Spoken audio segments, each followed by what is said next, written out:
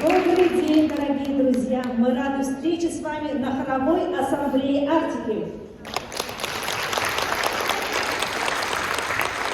И наше сегодняшнее мероприятие мы, конечно же, посвящаем Дню защитников Отечества. Открытый фестиваль хорового искусства хоровой ассамблеи Арктики проводится при поддержке Министерства культуры и духовного развития Республики Саха-Якутия, Союза музыкальных деятелей Республики Саха-Якутия и Государственной филармонии Республики Саха-Якутия имени Галины Михайловны Кривошапки.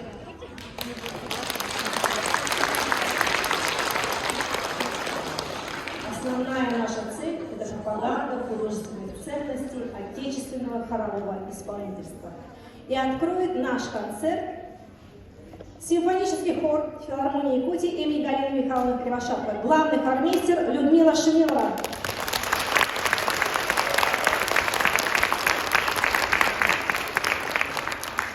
Леонид Афанасьев, слова Игоря Шеферана. Гляжу в озера синие.